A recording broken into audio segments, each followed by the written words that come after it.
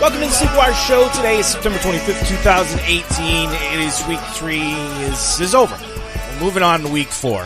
Today we're going to talk about what happened in week 3. Specifically, we want to focus on you guys and your teams out there that might be 0-3, had a rough start. Maybe you're 1-2. You know, this is like a third of the way almost into the season here. We're getting to the point where it might be time to make some changes. So I'm going to ask the question today a lot. I'm going to say, have you seen enough? Have you had enough? Or do you still believe? Today on the show, Jabba and George. We'll get started right now. Let's jump in to the week 3 review. Oh, special note, I want to mention too, bye weeks are starting to come up. Carolina Panthers and Washington Redskins are off week 4, but week 9 and week 11 are going to be particularly tough this year. Lots of teams on byes in those weeks. Jabba, George, welcome back to the Monday show. How are you doing in fantasy this week? It was a strange week. How'd you end up doing in your scores? I'll let Jabba take this one away. I don't want to talk about it. That bad, huh? Ooh. I didn't do too bad. It was a strange week. Yeah, I probably went 50-50 this week. And I didn't really feel that good going into it. And, yeah, a lot of studs kind of crapped the bed this week. Could have gone better. Yeah, you'll get those weeks. You know, you'll get those weeks a couple of times this season. I think it's a valuable thing, though. Like, if you look at your team coming out of a week like this and you still pretty much got your average score, you still did okay, that tends to show that you have a well-balanced team. You can rough the storms, but you can also have good weeks as well. But if this was your highest scoring week, chances are you might need to retool your team a little bit because you might have some high upside guys that aren't going to do this every week. And we're going to look at guys like Jordy Nelson, Calvin Ridley, those guys that had huge weeks that we hadn't seen up to this point, and if they can continue. But we're going to start with Baker Mayfield. Holy moly, the Browns won a game. I tell you, that place looked like they won the Super Bowl. But with Baker now named the starter, guys, I want to go through the Browns skill players. I think you don't have to worry about Landry, Hyde. Njoku maybe see some more production just because of the way Baker plays. He tend to go downfield more, so I think that passing game is going to see an uptick. But I think the question people are going to have is, if Callaway is still available, do I pick him up? If not, do I want to get a piece of this offense that looks to be potentially high-powered in Rashad Higgins or possibly even Duke Johnson, who hasn't done anything really yet? Do you see him becoming more involved? If Callaway's out there, you got to go get him. He was already starting to look pretty good, and I think he could be pretty big with Mayfield. I think everybody, we haven't had a story like that in a little while. That was just besides the Jets fans, I think everybody kind of loved that story on Thursday. So here's my take on Callaway. He got targeted 10 times in this game. He's going to be a part of that offense. Landry got targeted 15 times he caught 8 for 103, but Callaway got 10 targets, second most targets on the team. He is their deep threat. I was really high on Josh Gordon in this offense just because I knew he was their deep threat.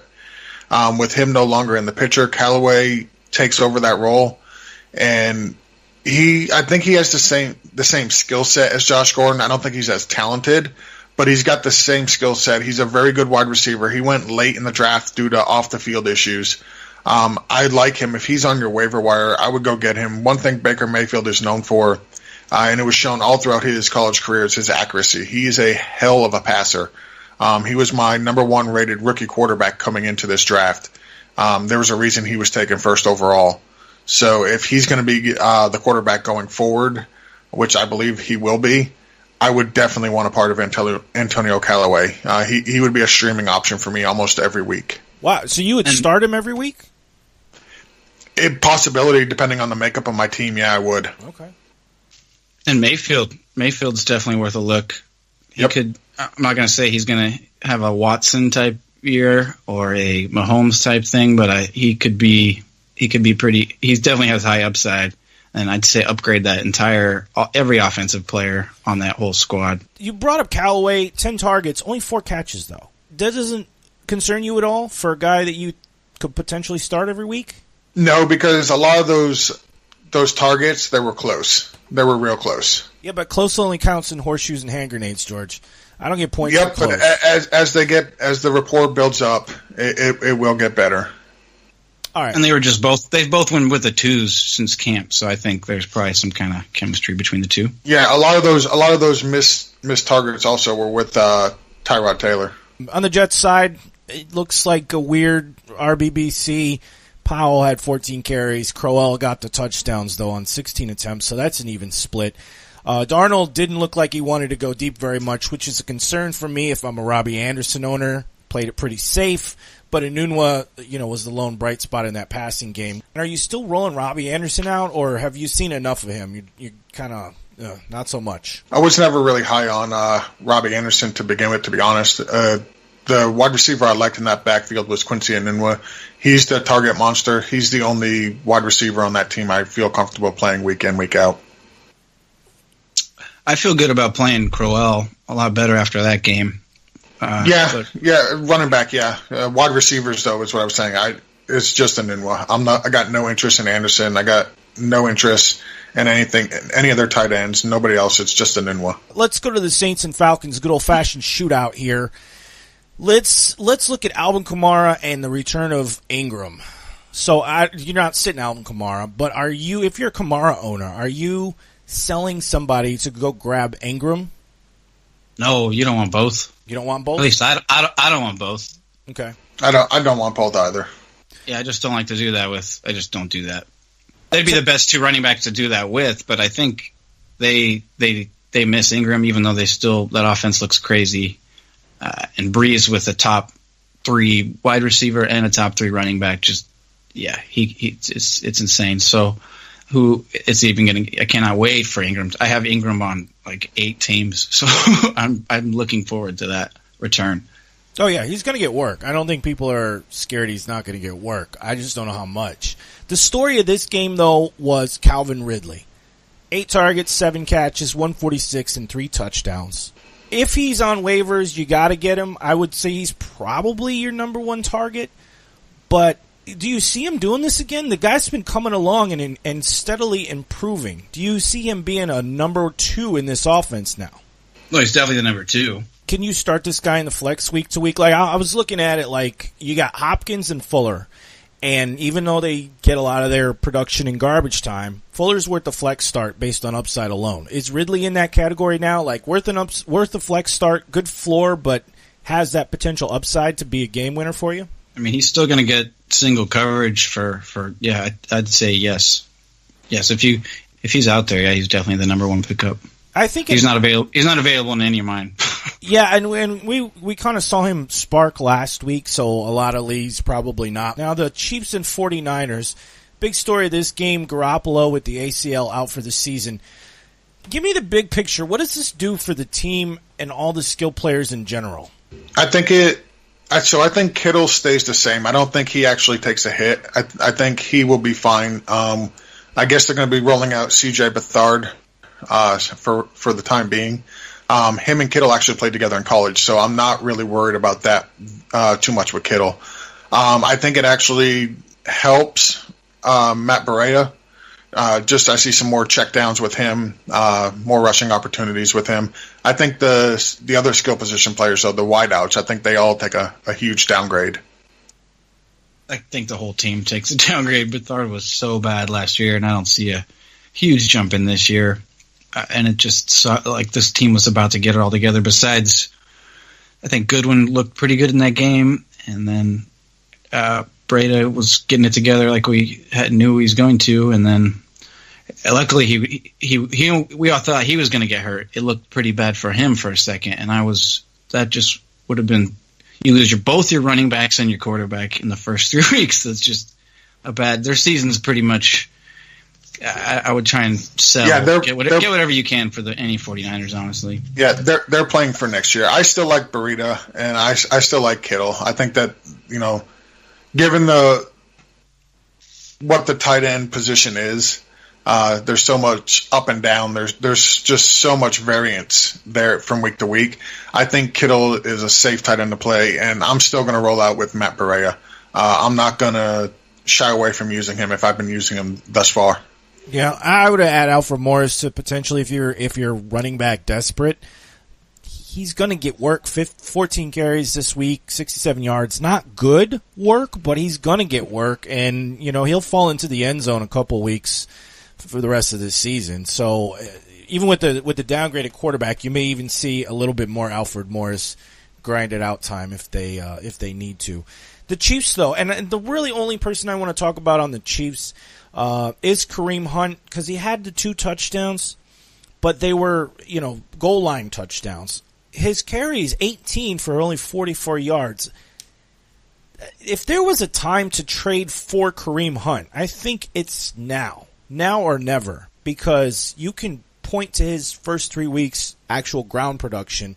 Outside of the touchdown, it hasn't been good, but you got to believe they start using him later on in the season, right? They haven't needed it. They haven't needed Hunt at all. Everyone's wide open, and Mahomes can kind of just throw to whoever he wants, and Hunt just, here, you can have these touchdowns if you want, Hunt. But it was kind of like that. Who wants a touchdown? But I don't think that's going to sustain, though. They're going to need Hunt for a while, at least to run out the clock here in some of these games. There's no way they're going to dominate like this the whole season, but Hunt is my top by low candidate right now. Yeah, I agree with everything he just said. If I'm looking to buy somebody low right now, there's only 2 running backs that interest me to buy low. That's Le'Veon Bell and that's Kareem Hunt, and that's it. I think you throw Dalvin Cook in there too. I mean, I know he's struggling with injury, but you might be able to get him cheaper now than ever before. Okay, the Bills and the Vikings. It seemed to me like the Vikings just looked past the Bills, didn't plan at all. They look like crap. Cousins played like garbage. Most of his points came in garbage time, actually. So let's talk about Latavius Murray. Only 2 carries this game. And with Cook out, I think a lot of us thought, okay, Latavius Murray's going to get some work, but he didn't. Is this somebody that if he's available on waivers, or if you can get him for a really cheap trade like you probably could right now, with Cook day-to-day, you got to believe he's going to get more than 2 carries next game, right? Against Rams, the Eagles, and the Cardinals. They got 3 teams coming up where they're going to have to play offense. I wouldn't even care. I don't want anything to do with Murray. Listen, I don't think I ever really have. I don't know why anyone got excited about Murray or why anyone tried to pick him up. Latavius Murray made a career 2 years ago when he broke off a 99-yard touchdown right up the center of the field. That made his entire career. The dude is #not good at football, okay? All right. Yes. It's not like the Gio and Mixon situation, like, at all. Like, Murray is just really not that good. Like, I wouldn't not have picked him up, even if he came with $10 of fab. Like, if it came back to me with $10 of fab, I still wouldn't want him. All right. Well, I mean, people were looking at an opportunity. Good to know what you think. Ivory, the other running back on the other side, though, I don't think anyone expected him to have so many fantasy points this week. Not worth a pickup, though, right? No, he's not worth a pickup. This whole game was weird. I honestly think the Vikings did not look at any of the film on the Bills at all. I think they were looking ahead to Thursday night, marquee matchup against the Rams, and I don't think that they were ready for this game. I think they thought they could show up, and that just based upon skill, talent alone, that they could come in there and they would just whoop up on the Bills because Bills are that pathetic. And it showed on any given Sunday, anybody can win. But I'm not interested in Ivory at all. He's got a tough run defense against the Packers next. Yes, Adrian Peterson just shredded them, but he's the first running back to have that type of game against the Packers in a while. I mean, McCoy could be back next week, could he? Yeah, he's day to day. He might be back. We don't know. I mean, most likely Ivory's probably owned, if he's not owned by the McCoy owner, just because of McCoy's legal status right now. But I'm not starting Ivory next week if I have to. I'm just not doing it. All right, so stay away. None of their fantasy players like Clay or Benjamin still really did anything. So yeah, I wouldn't touch the Bills. It was a nice game for Josh Allen, but I think we gotta, and this is one of those things where people would be like, "Oh my God, the Bills 27 beat the Vikings." if they didn't watch the game, they would think there's fantasy value here. I agree with you guys. There's not a lot of fantasy value in the Bills. It's going to be really hard to predict. The Eagles and the Colts with Carson Wentz returning, he looked pretty good, looked sharp, looked accurate.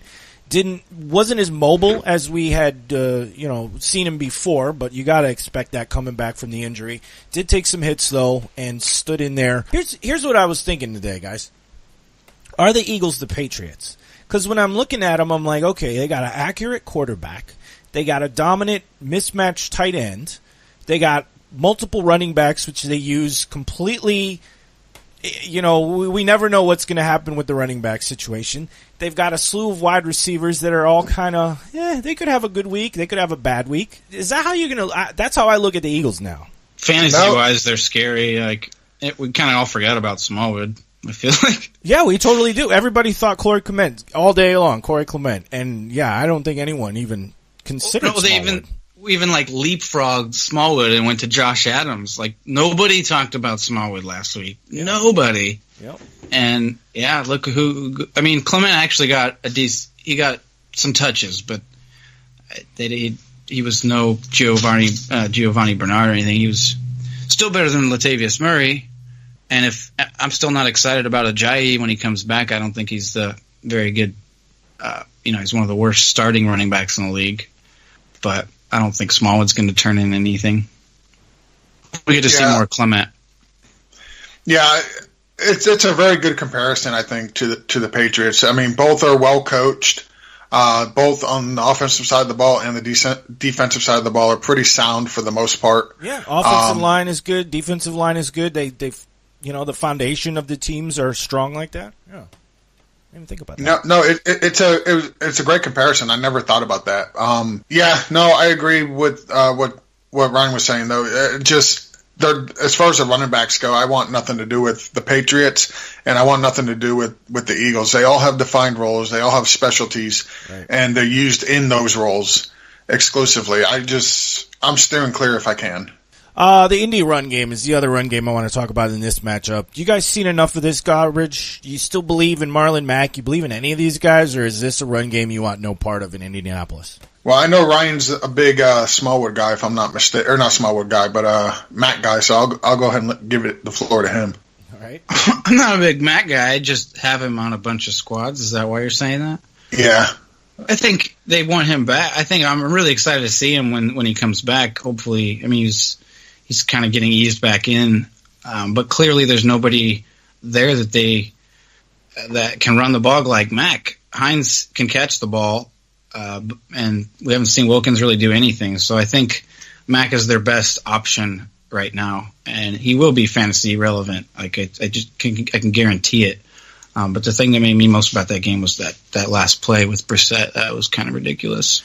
Is Mack maybe a target to buy low on this week, do you think, for the future? I think it's not a bad idea. Like Ryan was saying, we've seen what they've got in Jordan Wilkins, and it's nothing. Nyheim Hines is good at catching the ball. He's pretty good at fumbling the ball. I think Mack is going to be the best running back that they have on that team currently, and I think he's going to be one of those guys where if he can get healthy, he's going to be very fantasy relevant as long as he stays healthy. So if you can get him cheap, I don't see any problem with trying to get the running back that's tethered to Andrew Luck. Yeah. Yeah. He's in my back pocket. Okay. I can't wait to pull him out. He's a stash guy. He's a stasher. Yeah, he's definitely a stash. All right. So let's move on to the Redskins and the Packers. The Packers looked not good, and I think a lot of it falls down onto Rodgers not being 100% and Randall Cobb playing like absolute garbage this week. Allison, we've told you to pick up before in previous weeks. If he's still available, I think you get him. You might even drop Cobb at this point. I don't know if you can consistently start him. He had the most targets, I believe, in that game. He didn't do anything with them, but for some reason, he had the most targets. You think that's going to continue, though? Why not? Well, we've seen the run game there looks terrible, so I don't see why Aaron Rodgers would stop passing the ball. So you hang on to Cobb and you start him every week, or what? Or is it a week-to-week decision you make? I think it's going to be a week-to-week decision. He's not somebody I want to just drop into my lineup. we got bye weeks are starting. I don't know if I would start him. There's only 2 teams this week. But, I mean, if I have a lot of the players from Carolina and Washington, if I got, Corey Davis and let's say I've got Jamison Crowder, for example, I've got both of them on a bye. In a pinch, I don't mind starting Randall Cobb. But he's not somebody I'm going to start week to week. Yeah, there's better drop candidates for, like, the first person that pops up is Ridley. If he's out there, would I want Cobb? That would be tough for me, just because it's Aaron Rodgers. All right, and first game back for Aaron Jones. What did you guys see? What did you like? What did you not like about him?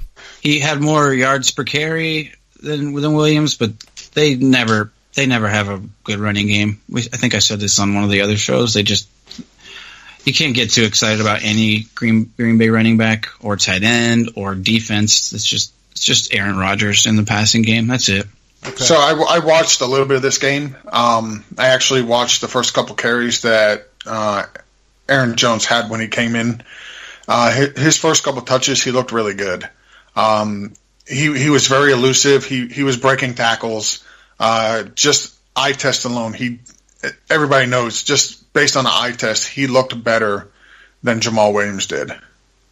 Yeah, I've been saying for weeks he's a better running back, but you guys kept throwing pass protection in my face.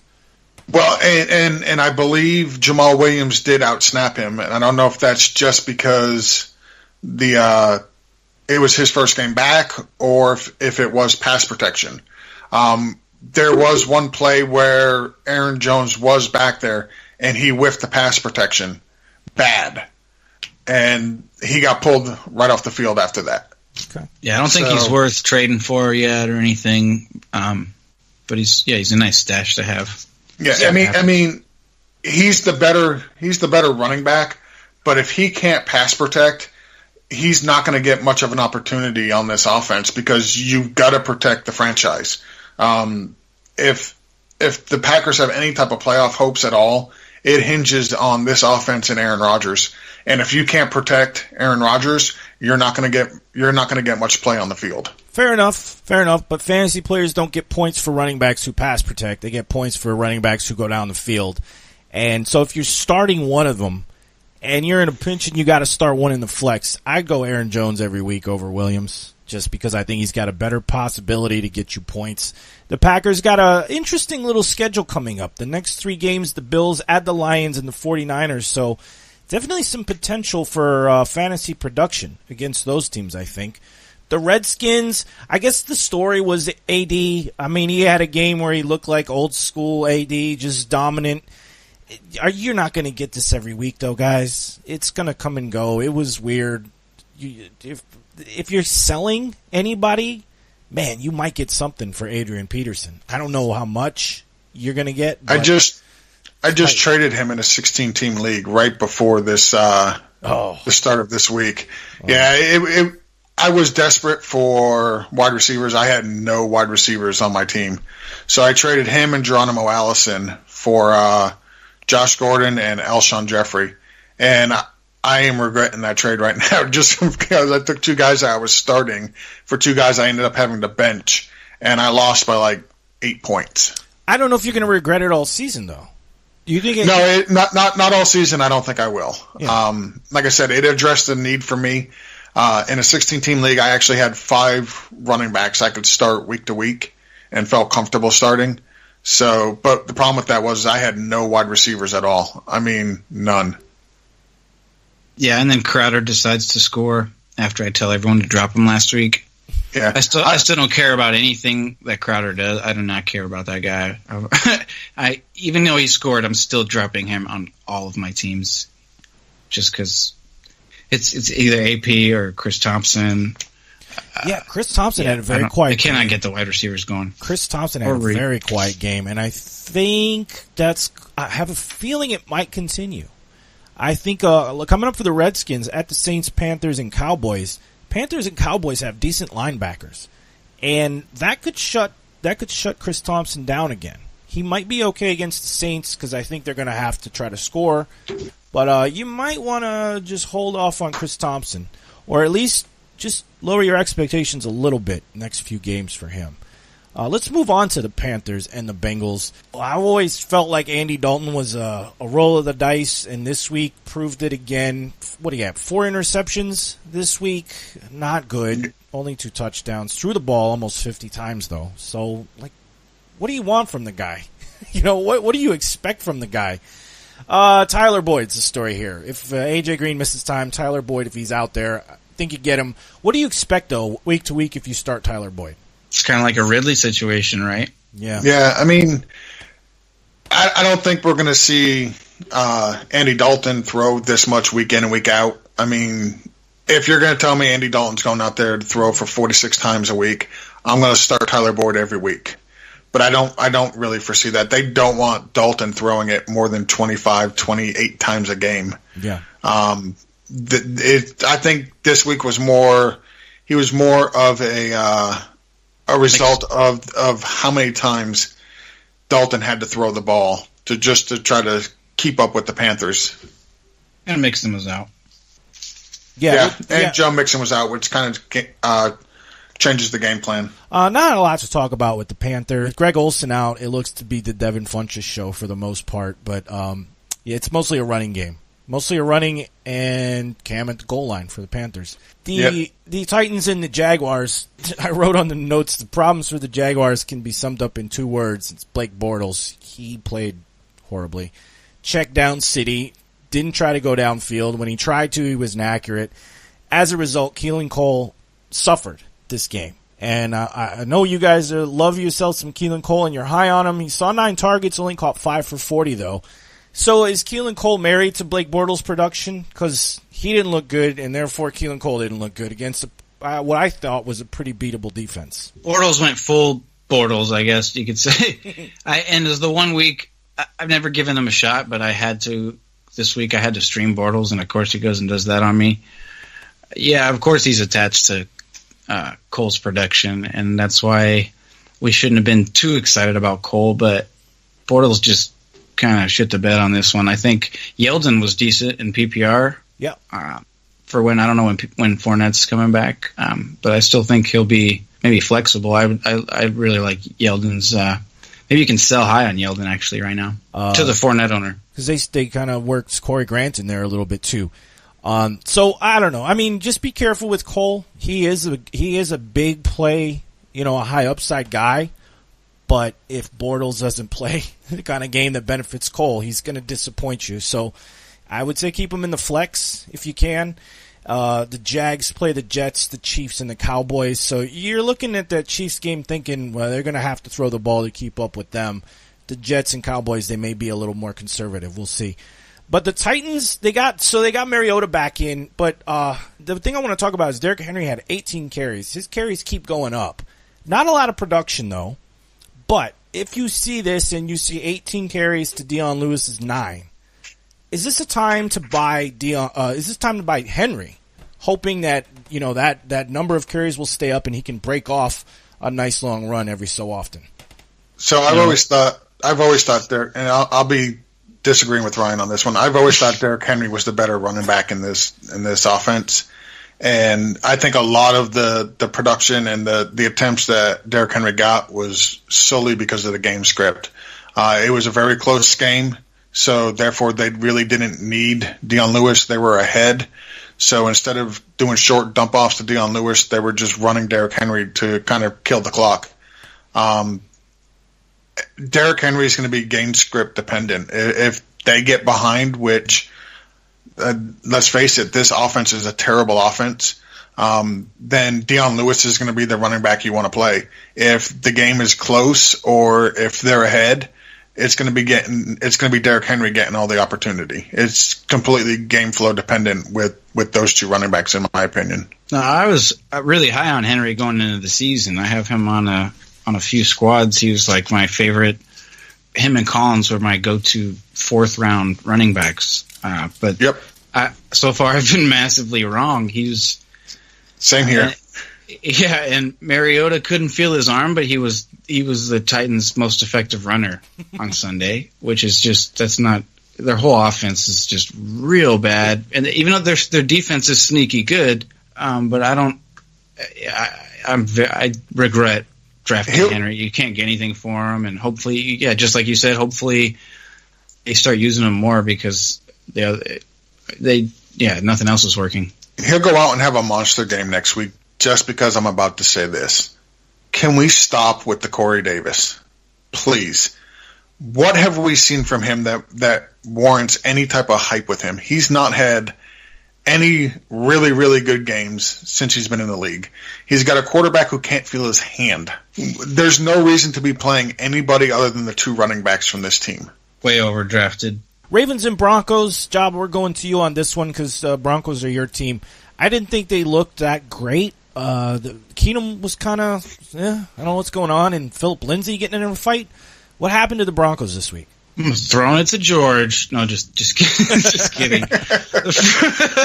The Freeman owners should feel a little bit more comfortable because you could tell, but you could tell the offense was missing Lindsay after he dropped some bows. Apparently, couldn't see it clearly, I guess, but he got thrown out of the game, and obviously you're not expecting that when you play a running back. I had him and Breda in my starting lineup in a few leagues, and it just didn't work out. Sanders continues to be the guy there, and DT continues to be disappointing, like really disappointing. Yeah. And I last week I was saying he was a buy low candidate, but I don't know if he can get it together. I think we're at the point, if I were the Broncos, I mean, they can't do anything right, especially with their challenges, but if I were the Broncos, I would get Sutton some more looks, because when he was in there, he was making some big plays. Lindsey will come back and he should be fine. You could tell that was missing, that big play.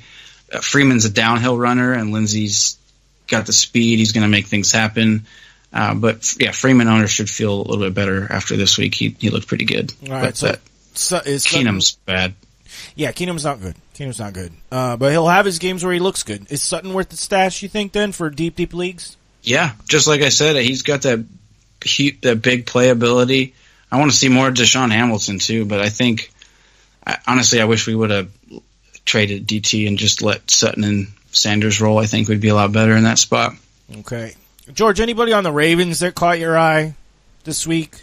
Absolutely. Their best running back, Buck Allen, their goal line back. Yeah. He's probably rostered in most leagues, but if he isn't, you get him. I'm shaking my fist. I'm shaking my fist right now. Listen, I've been saying it all offseason. I love the fact that Buck Allen is a thing. Everybody wrote him off, said no, he's not going to be anything. It's going to be Alex Collins' show. Guess what? No, when they get in close, they trust Buck Allen. I said it last week. When they get close, they trust Buck Allen to be able to punch it in. He's much more versatile than Alex Collins. You don't know if they're going to run the ball with him or if he's going to flare out and catch the ball. He provides something that Alex Collins doesn't. He's more effective when he gets in close. Buck Allen is the goal line back down there, whether Alex Collins owners like it or not. He is. Yeah. No, he is not the better running back. I didn't say the better running back. I said he's the goal line back. If I was Collins, I would lock Buck Allen in the janitor's closet and just tell him to stop taking my damn touchdowns, because he's such a vulture. Especially this past game, Collins looked really good. He would have had a monster day, possibly top 2 running back day, if it wasn't for Buck Allen. Woulda, coulda, shoulda. Woulda, coulda, I'm telling you, I've been saying it. Buck Allen is going to be a pain in the Alex Collins owner's ass all year long. That's the question: is Alex Collins? Have you seen enough, or do you still believe in him? Because we're putting him in as a running back 2 starter. I can't put him in as a flex. Feel good about it anymore. At worst, yes, you're still flexing Alex Collins. You're still starting him every week. He's still an every week starter.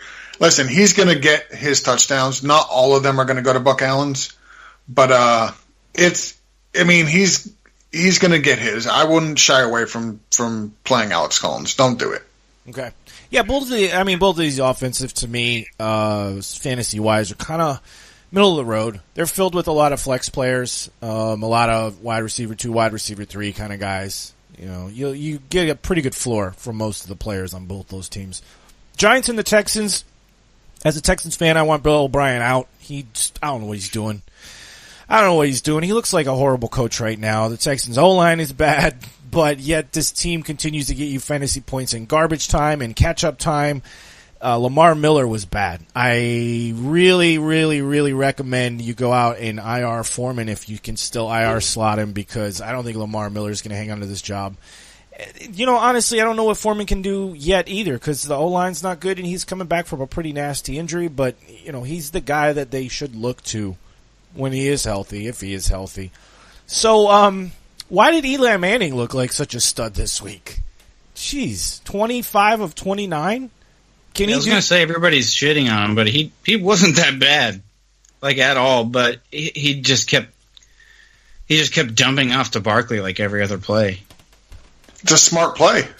It's true. So the Evan Ingram owners are going to be concerned now. I think his sprain name's MCL, I believe. I think he's day to day. But he's got a sprained MCL. But he hasn't been used much. Last week he got the garbage time touchdown, but this week only one catch for 19, and before that he just isn't used much anymore. So I'm thinking, man, I might drop Evan Ingram for a more high upside tight end. You guys feel the same way, or are you holding on to him? Well, I don't know if depends on how long he's going to be out. I don't know if I'm necessarily flat out dropping him. I was saying in the offseason, though, expect a lot of regression from him. I think we've seen Evan Ingram last year at his peak, believe it or not. He was the only offensive threat on that team. This year coming back, they regained Sterling Shepard. They regained Odell Beckham Jr. They upgraded their backfield with Saquon Barkley, so it was only natural regression for Evan Ingram. He was going to come back down to earth. I don't know if I'm flat out dropping him, but I mean, you're going to have to expect a lot less production from him going forward when he does come back. I think it depends on your squad. If you're doing real bad, if you're 0-3, you start making some changes, and Ingram isn't going to help you win your games right now, so drop him. Yeah. But yeah, you did call this in the offseason, I think, Ingram regressing. Yeah. Just before you drop him, try to trade him. If you could find somebody who is like 3-0, but they're weak at tight end, and you could get something for him, before you drop him, try to get something for him. I will do that as an Ingram owner. I'm going to look into that this week. Dolphins and Raiders. Jordy Nelson is apparently part of the team again. So I'm looking at my 12-team league right now, and he's available on waivers, and I'm thinking about putting in a claim for him. But I need a wide receiver in that league. I think he's going to fill in that Michael Crabtree role. I mean, this is the best game by far he's had this year. It's not even remotely close. But I think he's going to be productive. I mean, Amari Cooper is drawing all the number one, and he's going to be useless most of the year. Yeah, but he'll have one or two more big games that you can't predict. But, I mean, is Nelson going to be available? Like, is he going to be consistent enough to start on a flex spot for you? I think in a whole point PPR, I think he'll be okay. Okay. He's owned in 64% of the leagues. So he's owned in more than 60% of leagues. I think they keep trying different things, and this week was the Jordy Nelson week, and it worked. I mean, they keep losing no matter what, and Carr's. Yeah, honestly, I think a lot of it is Carr's fault. I think they're kind of. I think they have a good chance of getting a top 5 pick next year. But yeah, this offense, I thought it was supposed to run through Amari Cooper this year. He's looking like one of the worst picks in the draft. Tannehill on the other side, leading rusher. What the hell? Frank Gore and Kenyon Drake. Just nothing. Just nothing this week. And hey, that's my quarterback, man. Leave Tannehill alone. He knows what it takes to win a game. No, I didn't say anything against Tannehill. I'm talking about leading rusher. Yeah, yes. What am I if I'm a Kenyon Drake owner? Am I panicking, or is this just because of the weird week? You're very sad. I'm sad. Yeah, you're sad. You're not panicking, but you're sad. You're definitely sad. Ryan Tannehill, he's a quarterback who's a converted from wide receiver. So he's good in open space with the ball. He will run a lot. I don't have any shares in Drake, and I'm not even completely sure why. I just didn't like his ADP, and still, Stills is the only player I want anything to do with from the Dolphins. Even with Albert Wilson, right? Throwing bombs. Yeah. Throwing 52-yard bombs. Yeah, well, like I said, that and Jakeem Grant, like the Miami offense to me is lower than medium. If we were talking about the Ravens and the Broncos being filled with flex guys, for the Dolphins, Stills is probably the only guy flex. If you got Drake, you're probably starting because you have to, but the other guys I would not even consider flexing in most games. As a Dolphin fan, I completely agree with that analysis. So, George, what do you think in the next 3 weeks? They go to the Pats, then they face the Bengals and the Bears. How do you think they're going to they're 3-0 right now. You think they're going to be 6-0? So, I would not be surprised if we go to New England and beat them. Will it happen? No. But will I be surprised if it does? No. Miami and the Patriots, no matter how good or how bad each team has been, we always split the season series with them. So I wouldn't be surprised if they win. I won't be surprised if they lose. I think we can beat the Bengals. I think we'll lose to the Bears. I think there's a very good chance that we're 5-1 or 4-2 after the first 6 games. I think we're going to finish 8-8. Impressive. Okay. All right. We're going to look back on that. Bears and the Cardinals. It's Josh Rosen time. Guys, I need to know about the Cardinals offense, which has looked anemic under Bradford.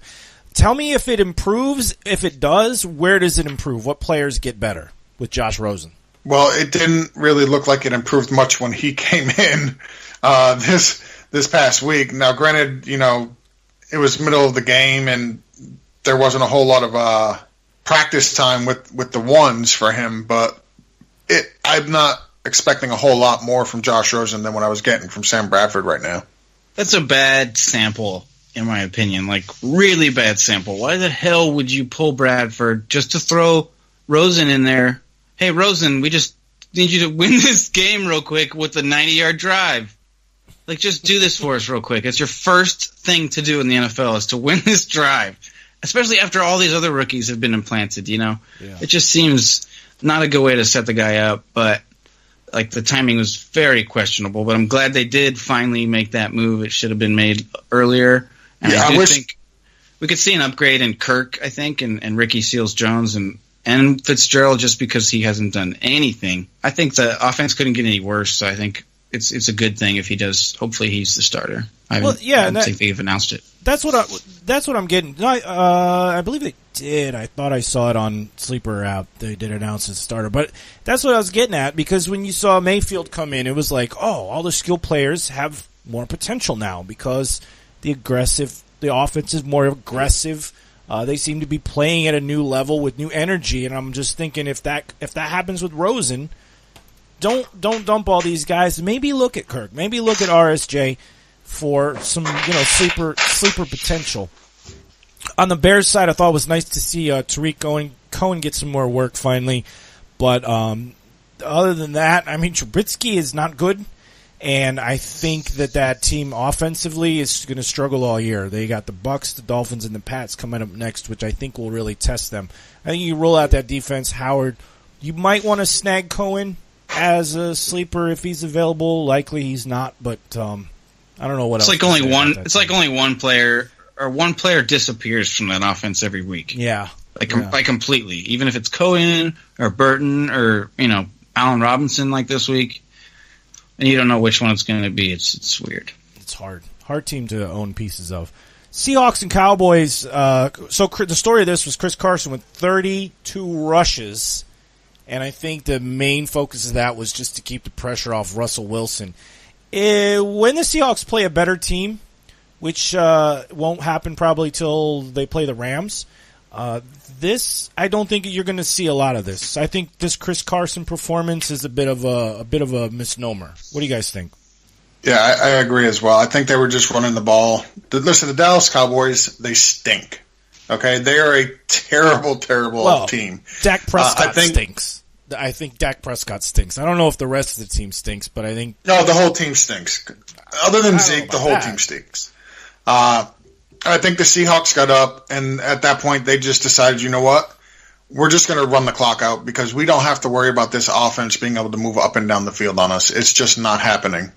And so they just ran the ball, and walked away with the win. What do you think? If I'm 0-3 or 1-2, am I buying Doug Baldwin while he's off the shelf or on the shelf? Hopefully I'm not 0-3, 1-2, and holding Doug Baldwin, because if I am at this point, I'm selling. But yeah, those are the kind of players. I think Alshon Jeffrey as well. If people would drop them just because they didn't want to waste a roster spot, they might be out there. I think they could have enough upside to help you when your leagues. Okay. You have to make some wholesale changes here soon. If you're 0-3, you're gonna have to make some huge changes. Yeah, absolutely. Some of the guys you may consider selling to make some of those changes are part of these other two teams, the Rams and the Chargers. So Goff was amazing. He might be a sell high kind of guy. Cooks looked great. PPR, he almost had a touchdown. Kupp was good. Robert Woods was the big guy this week. But the defense took 2 hits. Marcus Peters and Aqib Talib both have some injury issues. So you may see a little decline in that defense, but that offense is humming. If you're selling any of these guys, I think Robert Woods and Mike Williams are the guys to sell. You could get something after pretty good performances. Because Keenan Allen was down this week, I don't see that happening every single week. I think those are the high upside guys that you could get rid of. If you're desperate right now and you need some parts, those are the two I would push out. I'd buy into both. I don't think you'll be able to get what Williams could actually be worth for you in the end. So I would hold on to Williams, and then Allen. Everyone's freaking out about Allen. Allen's a serious buy low candidate right now, because there's no way he'll continue this. And he's getting double coverage, but the weapons around him, everyone's having, especially the more Mike Williams comes on, because he's coming back. So yeah, I think I wouldn't trade him yet. Okay, so you're hanging on to Mike Williams, and you're hanging on to Robert Woods? Oh yeah. Okay. All right. Like I said, the value is just not there yet. You could get more for Cooks probably. It's just the way things work with Woods. I don't think we're going to see the Rams with the top 5 quarterback, running back, and wide receiver a whole lot. And we're not going to know which wide receiver it's going to be, but Woods is my favorite, especially for the value you got him at in the draft. Right. The Chargers, if you look at their schedule coming up, it's the rest of the season is the easiest in the NFL. Yeah. It is a absolutely phenomenal schedule. Buy in now if you can to the Chargers. Yes, do it. Buy in now. Lions and Patriots. The Patriots looked horrible. The defense looked lost. Josh Gordon, how does he fit in? This team didn't look good against the Detroit Lions. Are they going to look good at all this year? They haven't looked like the Patriots lately. What do you think? Is Gordon? I mean, I know you're high on him, George, but why? I like the talent. I like what he brings. He helps everybody else around him. I think once you get him in that system, once he learns the playbook and whatnot, and it's going to take time. It's not going to be. I don't think it's going to be an immediate impact. I think give him 2 or 3 weeks to learn the system, learn the offense, whatnot. I think he's gonna help everybody else on that team, because he's one of those guys where he's going to make it very difficult for anybody else to be double teamed, because he's going to draw an extra defender. It's going to help out Gronk. You got Julian Edelman coming back. That's who I'm buying. I'm buying Edelman if I can right now. The biggest thing with this game is I don't know how many times we've seen Tom Brady get sacked, and it was due to coverage sacks, because there was nobody who could get open. Just the defense. Matt Patricia called a perfect game for his former team, and nobody on the Patriots could get open. Josh Gordon helps with that a lot. They were double teaming Gronk every single play. You add Gordon to the outside, you're not going to be able to double team Gronk every play now. Julian Edelman coming back is also going to help. We've seen it from the Patriots before. They start slow. They did this 2 years ago. That they started 2-2. They got their asses handed to them by the Chiefs, and we started to ask, "Oh my God, is this the end of the Patriots?" And then they went on to win the Super Bowl. So they won the Super Bowl. Sorry. I feel like I shouldn't even be allowed to comment on these guys. Listen, they have not looked this bad in a while. Like no, they haven't. They haven't. A little different. It is a little bit different. But like I said, the biggest thing is Julian Edelman. They had nobody who could separate yesterday. Nobody. There was 4 or 5 different times Tom Brady was holding the ball. Nobody could get open. They just could not get open. Well, Gordon comes. He should be in next week. Like, you got to give Bill and Brady the benefit of the doubt. But if they lose to Miami, then I fully believe the Pats are kind of just an average football team. Yeah, Gordon's going to open things up, but they were awful on both sides of the ball yesterday. I'm leaning with you, Job, on this. I think, Gordon's going to open things up. I just don't see him being a superstar player on this team because the team itself doesn't look good. So, I'm not going to go out and say he's going to be a superstar. I think he can produce at a wide receiver 2 level though. I disagree. I think flex at best, and it's going to be a shot in the dark when he has a big game. I don't see him fitting in there, at least not this season. If they hang on to him all season, they keep him for next year. Maybe he becomes a huge part of the offense, but I don't know. You tell people to start him as wide receiver 2. I'm gonna tell people stick him in the flex just to be safe. Yeah, I wouldn't start him. Listen, if he plays this week, I'm not starting him as a wide receiver 2. I might, depending on the size of your league, what you got on buys coming up. Yeah, throw him in, but he's not an auto start. Not at this point, not at all. All right. The Lions looked really good, though. The big news was Kerryon Johnson finally broke 100 yards for the Detroit Lions. I think it hadn't happened in, 70 years or 150 years or something. They hadn't had a 100-yard rusher since. It was Tom Brady's rookie season. Yeah. No, I think the last one was Reggie Bush when he was on the Lions. So yeah, it was Thanksgiving Day, 2013. So good for them. But they still split 16 carries for Johnson, 16 carries for Blunt. You got to hope that leans more to Johnson because he's finally showing, like we knew he was the better running back. You got to hope that they give him more of the work. I'd almost want to sell high on Kerryon Johnson already. Really? Just because yeah, I mean, if you can get something for him right now, if somebody's like really that desperate, we have like you just said, we haven't seen him for so long. I don't think they're going to totally change into have a decent running game. Like, it's been so bad for so long. Yeah. I don't see it. And then just with the receivers, they have one of the best receiving core, besides, minus tight end. They have one of the best receiving cores in the league. Yeah, I think maybe don't get too excited about Kerryon Johnson. But if you already have him, yeah, you're happy. We'll see what happens with the Lions and how they move forward. I got to agree with Jabba a little bit, though. They do have an exceptional wide receiver core, and I think they're going to continue to be a passing team first. So, yeah, maybe I agree. It might be a good idea to look to see what you can get for Johnson. Maybe not just go out and sell him for anything, but you might find an owner who's desperate who will give you a good return. All right, let's hit the waiver wire real quick, and then we'll look at the trade values of some guys.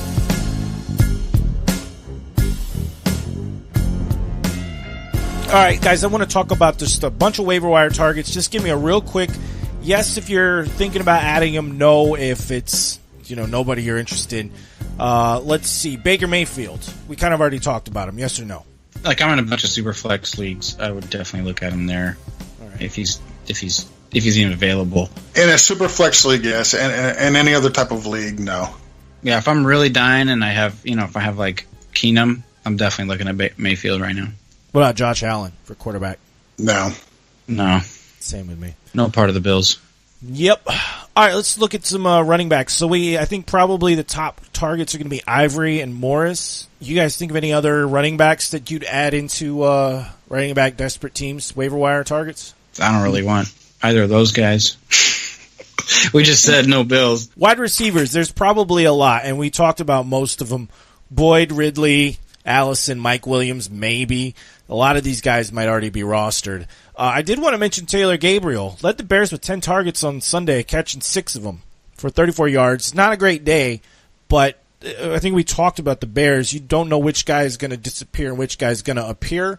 it's kind of like a magic show over there with the offense. So maybe Taylor Gabriel's not a great waiver ad, even though the stat looks pretty good. We talked about Higgins and Callaway. Ted Ginn? Anybody? No. No? Nah, not interested in Ted Ginn. All right, if you could rank these 5 in terms of like the ones you put, top of your waiver pick with Tyler Boyd, Ridley, let's say Callaway, and Allison. I would do Ridley first, then I'd go Callaway. And then Boyd, Allison, in that order? Like if I gave you 4? I would do Boyd, then Allison, yeah. I think that sounds about right. And we should stop ignoring Ryan Grant. I think he's worth a look in deeper leagues. We keep completely overlooking him, and he's getting the touches and the looks. So they got nobody else on the other side of Hilton. And when it's not tight ends, he's the other guy out there. Correct. And then, Mike Williams is out there for some people. Like if he's out there, he should be your top pick. Maybe even over Ridley. That one, it would be close. Really close. I'd go over Williams over Ridley. Okay. And Lockett. If Lockett's out there, get Lockett. Tight end wise, if you lost Evan Ingram, or you're just not happy with your tight end right now, maybe Rhett Allison from the Giants or Dallas Goedert from the Eagles. Seems like Goddard's got the ceiling potential in that offense. What do you think? I don't know, man. I mean, it's Ertz, so it's how often do they run the tight ends, the 2 tight end set? It's like I don't like dealing with 2 tight. I don't want to get the second tight end in any offense. I'd rather have Seal Jones or Watson. Yeah, I totally forgot. I would too. RSJ's in there, and Watson as well. Okay, so those are your guys there. We talked a little bit about trading. Just want to hit it one more time. If there's any guys that either of you have pegged this week as a buy low or a sell high, if we haven't talked about them yet, give them to me now. I think the old timer AP and Gordon. I think I was saying that last time. Those guys seem automatic to me. They have more value than they've had in a really long time. So you never know with them what could happen between age and just general craziness with Gordon. Yep. And then all the 49ers. I'm kind of if somebody's just kind of out of the whole NFL loop, you might be able to get something for any of them. Actually, made a couple trade offers today, and one of the guys that I'm targeting is T.Y. Hilton. I still think there's big games ahead for him. I think the more and more we see Andrew Luck get more comfortable and throw more, I think that shoulder is going to get better each day. So I'm targeting for T.Y. Hilton, who hasn't really blown anybody away yet. Another one, and I'm high on him, and I probably shouldn't be because he's a New England running back, but I like Sony Michel. I think as the season goes along, I think we're going to see more and more Sony Michel settle in at the starting role in that backfield. So neither guy has really blown anybody away. Hilton's been okay. Those are 2 guys that I'm targeting for. And somebody that I'm actually going to try to sell is Isaiah Crowell. Right now he is a top 10 running back in PPR, and he's had 2 really good games. If I can get something more steady and more reliable for an Isaiah Crowell, I will do it. Okay, let's wrap it up, guys. We've been on this for a long time. I think we gave you a lot of good information. If you need to reach us or want to ask us questions, go to sleeperwire.com. You can find our rankings, you can find our podcast, but you can also submit questions through the website. Go to free advice, enter the form. It sends it right to our email. We're real good about getting back to you within a day or sometimes a day and a half, but we try to get to you. And, of course, Wednesday, tune in for the live mail sack show. We get to everybody. We answer all your questions on the live show. Start about 8 o'clock p.m. Eastern for the mail sack. All right, Jabba, George, thank you for being on the show. If you want to reach these guys on the Sleeper app, find them at Jabba, Jabasw, and George at BFTGEO. On there, they're also, I think, on the Fantasy Life app. Starting Friday, I'll probably do it starting around 8 o'clock. I'm going to be doing basically an AMA in the SleeperBot chat on the Fantasy Life app. So I'll be in there for about an hour and a half, maybe 2 hours. Just if you have any fantasy questions that you want to be asked and answered on Friday, I'll be in there doing that on Fridays going forward.